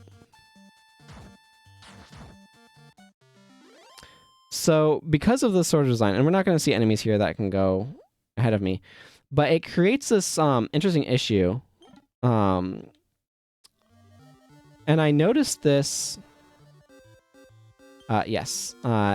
It really made me appreciate your main character's holy protection, which prevents you from being attacked by enemies.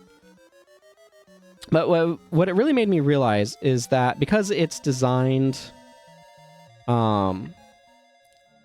around like everybody entering at once versus taking your move when you get it, it's a very different sort of pacing. So like I've done a lot of fiddling around with RPG Maker MV, which uses a combat system very similar to the one we just saw in Tickington here. And because of that, like, yes, here's two different enemies.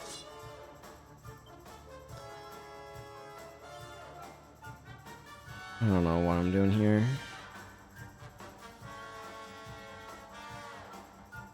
Just frizz that thing, I guess. Nice.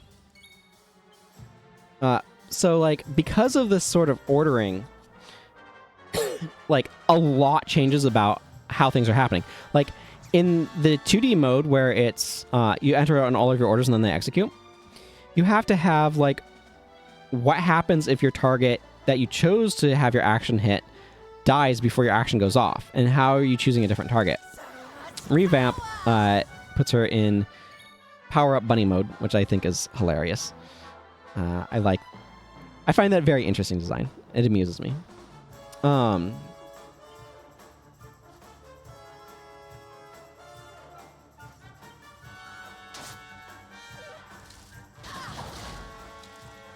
That was a big hit. That was a critical hit. Just absolutely ruined this thing.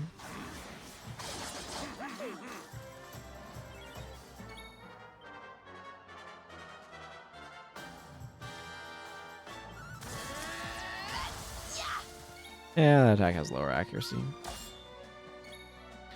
You blocked. Okay, let's use a real spell. Oh, it deflected that too, huh?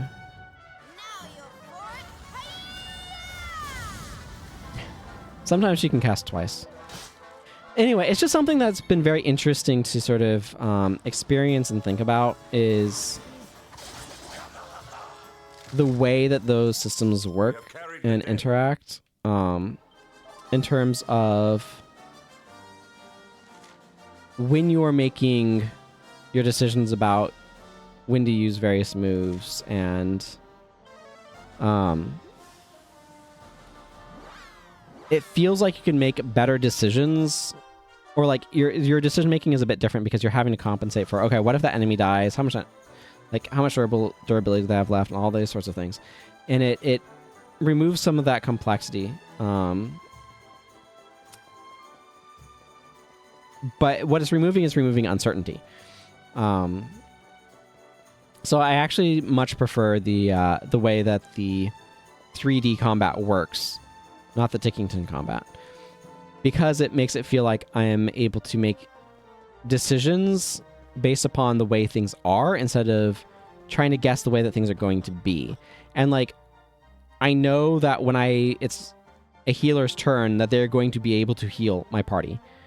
And like, one of the things that can be really awkward, particularly from the RPG Maker MV experience that I've had, is when you are trying to like heal somebody and they die, and so the heal just like is selected to go to somebody else who has full health or whatever, and it's just not doing anything useful.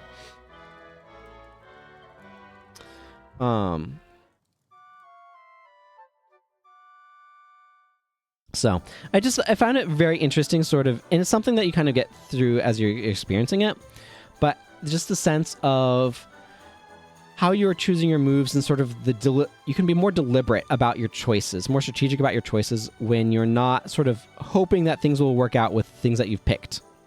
And I appreciate each character having their own individual turn like that, but they're definitely very different.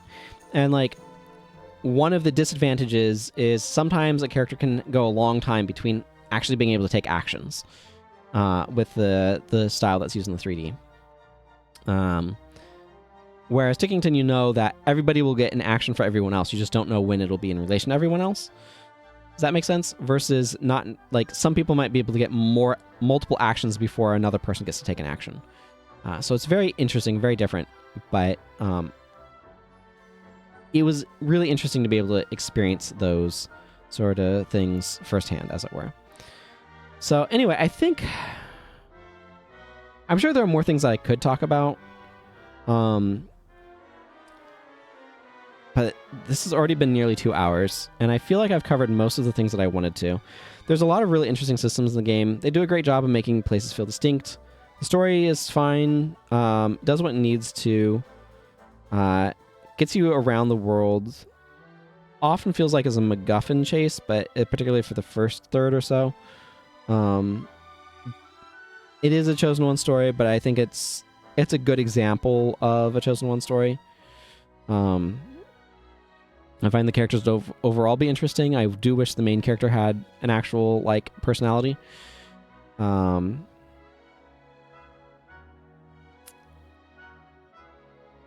Yeah. It's been good to play it, and I've enjoyed it. I've enjoyed the character interactions. I've enjoyed the way that they make your party feel like a party because of the way they interact with each other in various cutscenes and other moments. It feels like, for the most part, they don't forget things.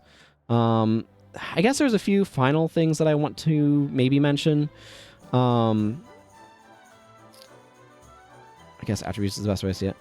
You can see this with Rab and your main character under abilities. So in this one, you get Pearly Gates, which is presented as a very potent, like, secret technique that, like, kind of ends up being a little bit underwhelming. And you have a similar thing happen with Quadraslash, where it's like, this is a special secret technique of the Luminary from long ago. And it's like, okay, it's, like, good, but, like, also Giga Crash hits harder and doesn't have as long of an animation. So it's definitely, like, nice at the time that you get it, but I really like that you forge a Sword of Light, and then that you can take that knowledge to forge a Sword of Light again in the once you reset the timeline. I think that's something that I think is really cool, because, like, the Sacred Blade had to have been made by someone. So it was made by Irwin, and you just do it yourself because you can. Why not? I really like that. That was really good. I did find some of the things, like the people of Hado always speaking in haiku, or the Nauticans always speaking in rhyme, to be a little tiresome. I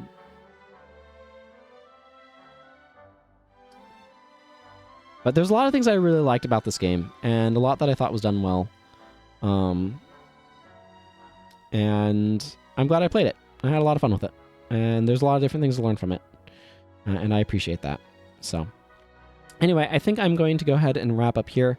I would do some sort of wave emote if I had one, but I did not.